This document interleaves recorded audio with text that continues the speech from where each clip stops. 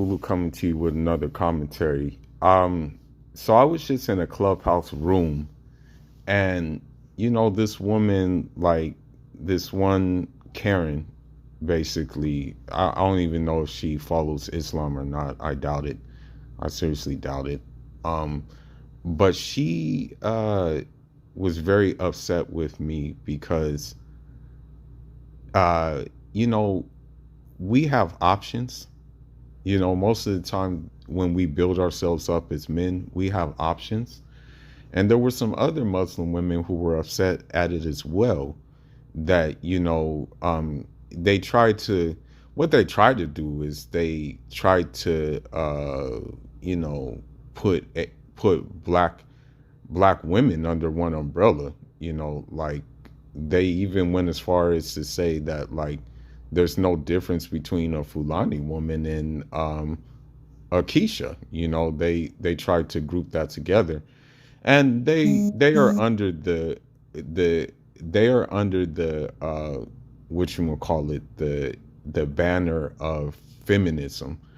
And it just goes to show you, like, that feminism has the reverse effect of, like, what it actually was designed to do. Feminism, like, I think the original movement was for, like, equal rights and stuff like that, and things of that sort. However, the reverse happened. What happened was like, um, I want to say,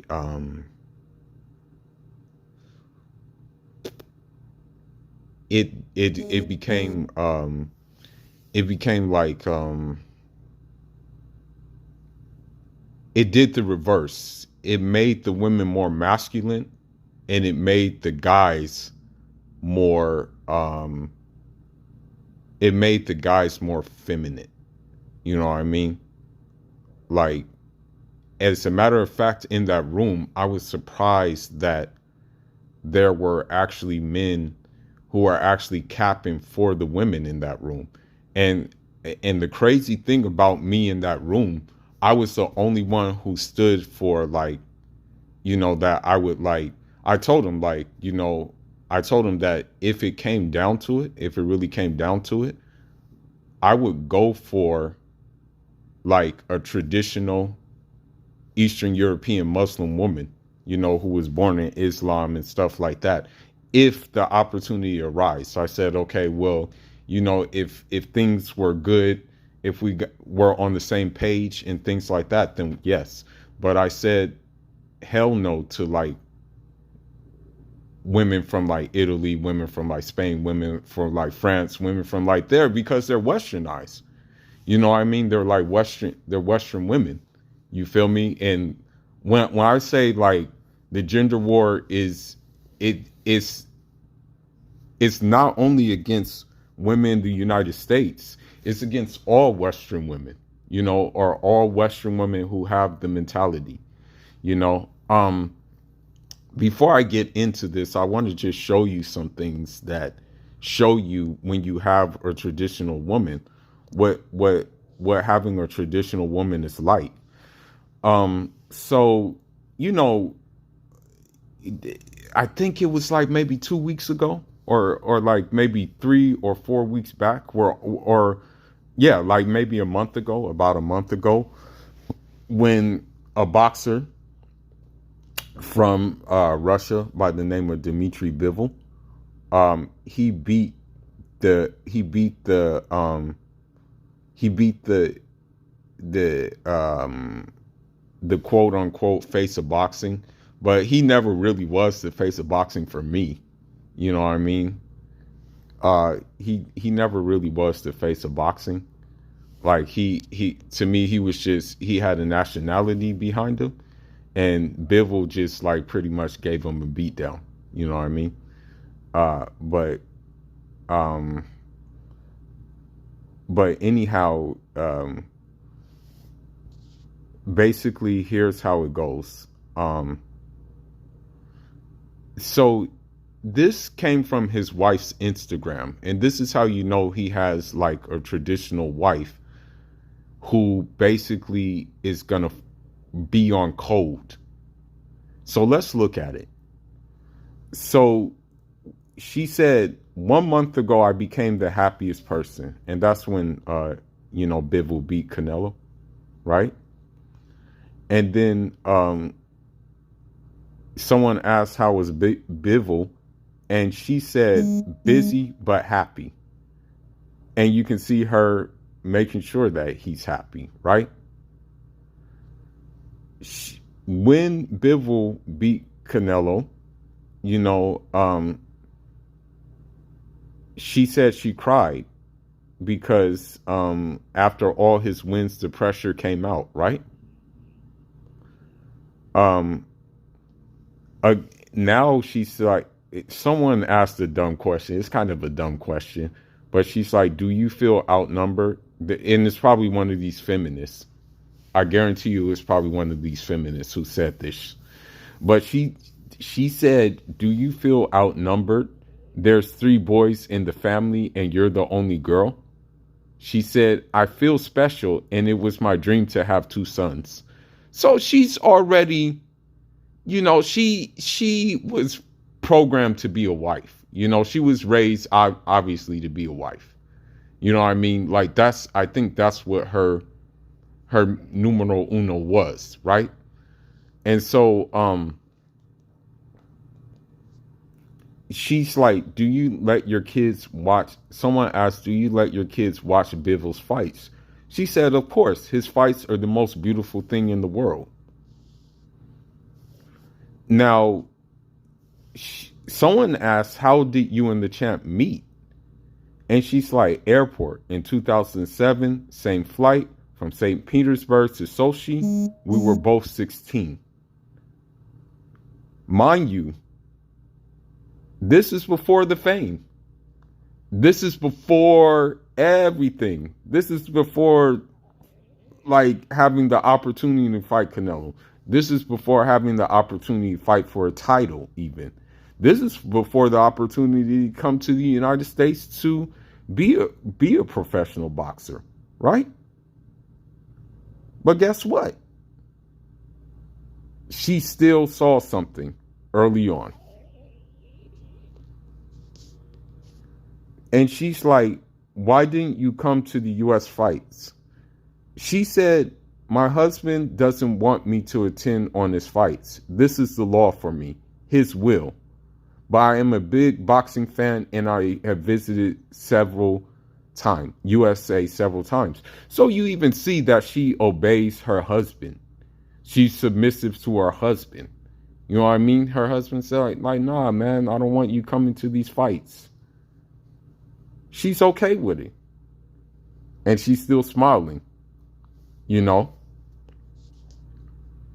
And I added mine in. I added my little 2 cents in. I said, God bless you for supporting your husband in such a great way.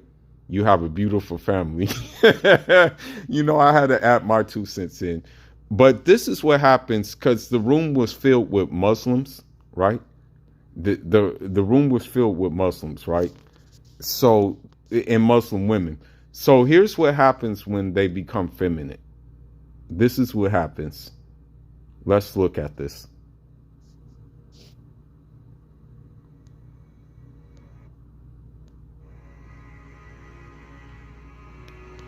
So basically what has happened, and again, I'm putting this out, this is the information war that we're dealing with. There are a lot of women who have bought into the feminist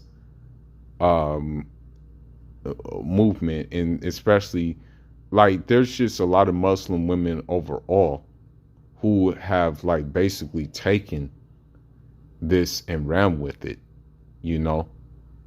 and so because of that,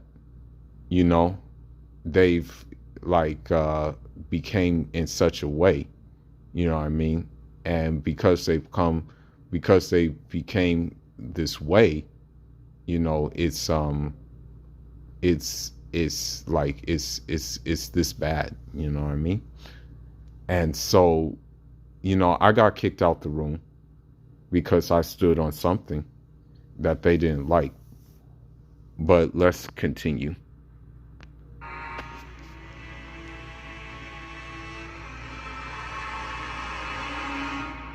And Umar said, "We shall judge you for your apparent acts."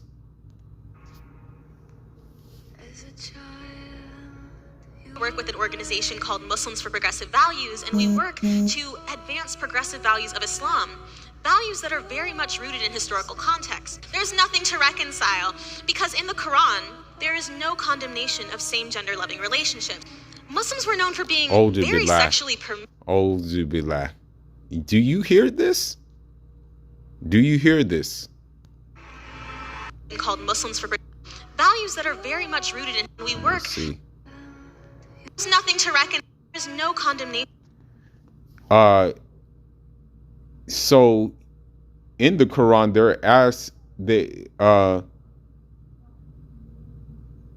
there is clear gender. There is like a clear gender role in the Quran, and clear things about men being for women and women being for men. There's clear things in the Quran about that. Of same-gender loving relationships. Muslims were known for being very sexually permissive, not sexually restrictive. So seeing this narrative today that Muslims are uniquely homophobic is not at all rooted in history.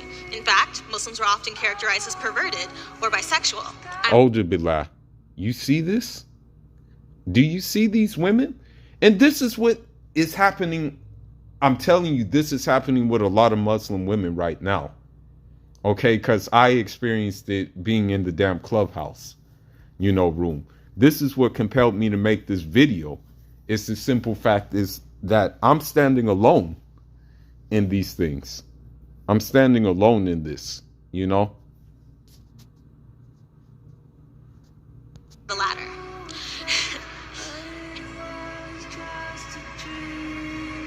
Yeah, I don't know why this nigga has a Christmas tree though.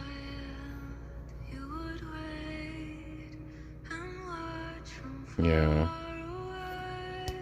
Someone said it also says why yay imams are better for Muslim women. This Ramadan I didn't shame myself for being ear.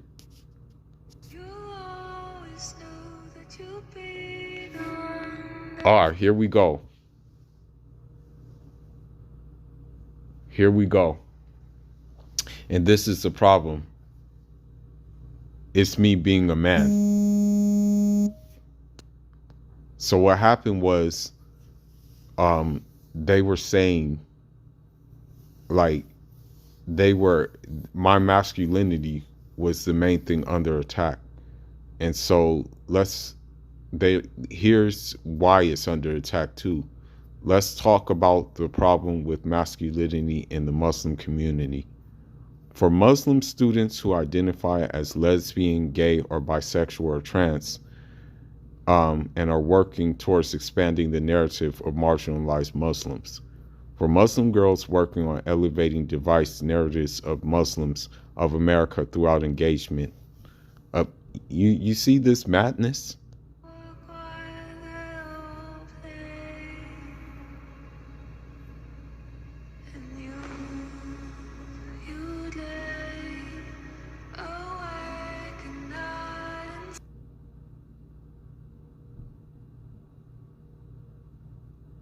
And unfortunately, you have males funding these things.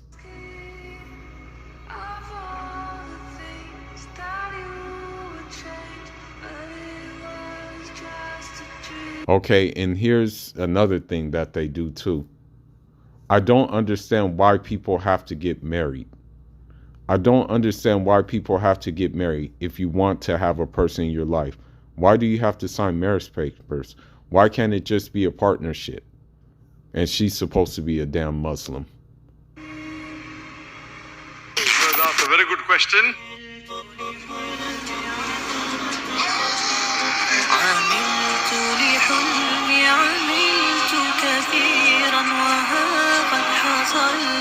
I'm going to say one thing, okay? it's going to backfire on them. I swear to Allah, it's going to backfire on them. And I'm going to be the one winning at the end. You know, I'm calling it now that I'm going to have my traditional woman. She's going to be well versed in the religion. She's going to be in shape. She's going to like be on my program. She's going to be happy. I'm going to be happy. And that's just how it goes. And those same women that gave me flack and stuff like that and attacked me, I know where they're going to end up.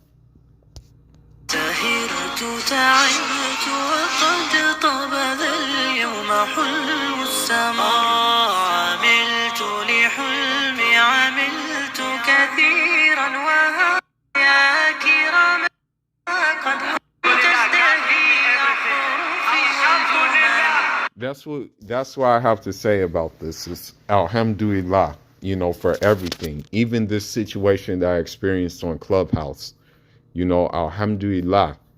I say it and I'll say it before that, you know, in this war, you know, sometimes you're going to be alone. You're going to be alone, you know.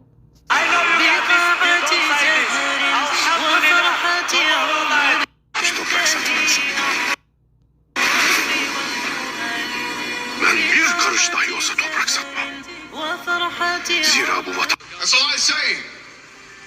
I say to them, and I say this again, with all vehemency and all vigor, that you cannot beat and defeat an enemy, that when they look at the barrel, the bottom of the barrel of the gun, they see paradise. Watch my videos the most. Here we go.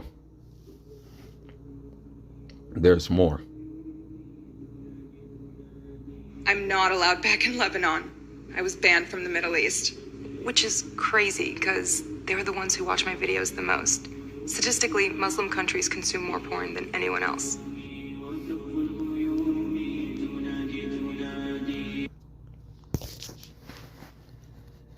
Now, this is a problem, okay? And it's kind of like alarming why they are consuming porn like that.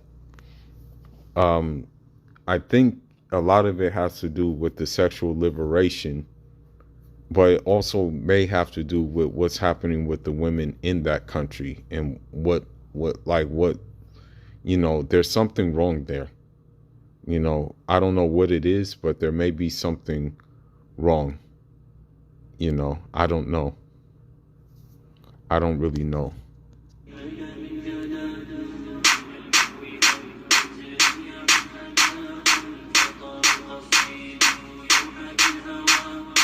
When I showed you the gay capital of the world, I was called the bad Muslim.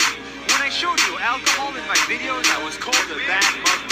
When I drank, when I dated, when I traveled, I was told not to. If it isn't obvious by now, I'm not a religious Muslim, but I'm also not a bad one. Okay, so what are you then? And that's the problem. You know, that's the problem right here, is that when you have Muslim guys who don't push this hard line, I'm sorry to say it, but you have to push a hard line. Okay? Why do you think Muslim countries are in the situations they're in right now? You know what I mean? Like, you can't like just be light on this, you know, like on this situation. You know, it really compelled me to make a video about this topic. You know what I mean? Like that's the thing. Like this kind of like compelled me just to show how far we've really strayed, you know.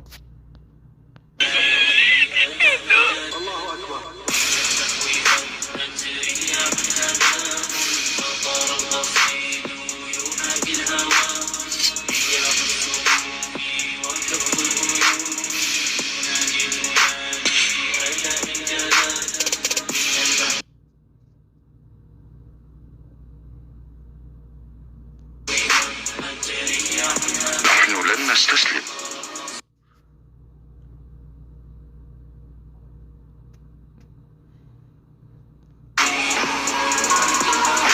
ننتصر أو نموت.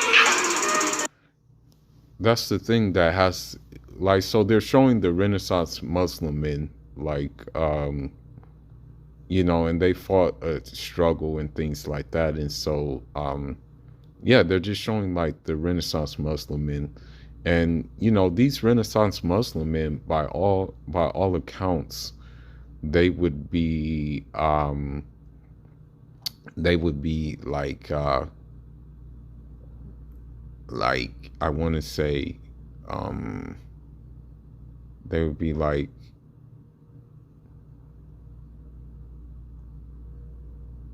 I guess you can say they would exhibit the traits of toxic masculinity. You know what I mean? That's what will happen. ولا تظن أنها نهاية.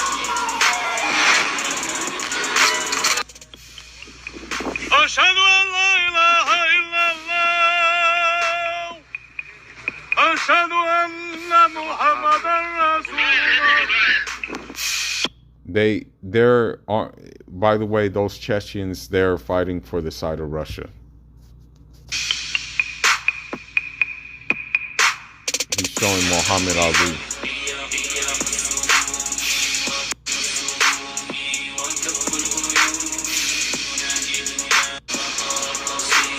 I pray you full.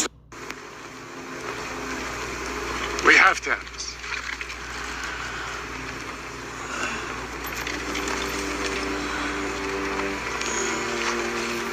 I will send you my physicians. Assalamu alaikum.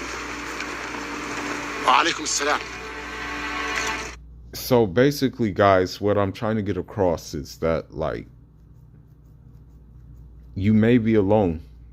If you hold the line that I hold, which is for like traditional women, which is for to be a man, and what I mean by be a man, be learned, you know, be learned.